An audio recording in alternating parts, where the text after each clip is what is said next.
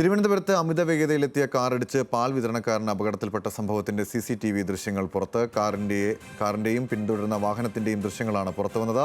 ഇന്നലെ മാറനല്ലൂരിലായിരുന്നു നാട്ടുകാരെ ഭീതിയിലാഴ്ത്തി 2 കാറുകൾ പാഞ്ഞത്. വിവരങ്ങളുമായി തിരുവനന്തപുരത്ത് നിന്നും ബിനിൽ ലീല സബു.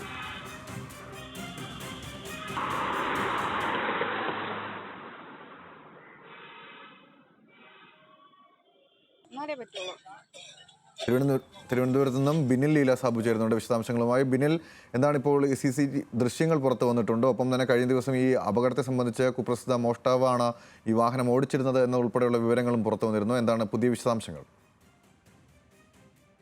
വൈകുന്നേരമാണ് ഈ അപകടമുണ്ടായത്. മാറനല്ലൂരിൽ ജനങ്ങളെ ഭീതിയിലാഴ്ത്തിയാണ് 2 കാറുകൾ പാഞ്ഞത്. ഇതിൽ ആദ്യം വാഹനം ഓടിച്ചിരുന്നത്, മുന്നേ പോയ വാഹനം ഓടിച്ചിരുന്നത് നിരവധി മോഷണ കേസുകളിൽ പ്രതിയായിട്ട് നവാസ് ആയിരുന്നു. ഈ നവാസ് ഓടിച്ച വാഹനമാണ് പാൽ വിതരണക്കാരനായ 60-കാരൻ മുരുകനെ ഇടിച്ചു തെറിപ്പിച്ചത്. അതിനുശേഷം ഈ വാഹനത്തിന്റെ ടയർ ഊരി തെറിച്ചു പോയതിനാൽ ഇയാൾക്ക് ഇവിടെ രക്ഷപ്പെടാൻ കഴിഞ്ഞില്ല.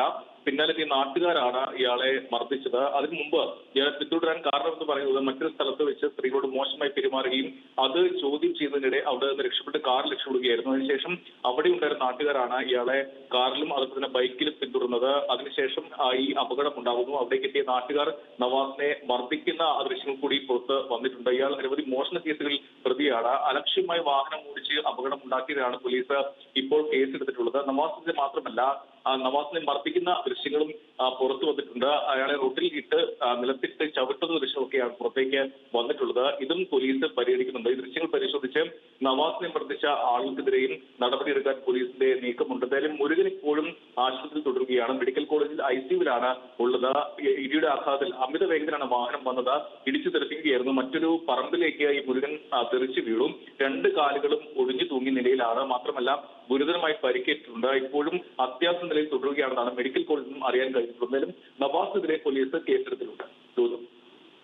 ശരി, ബിനിലാണ് വിവരങ്ങൾ നൽകിയത് തിരുവനന്തപുരത്ത്.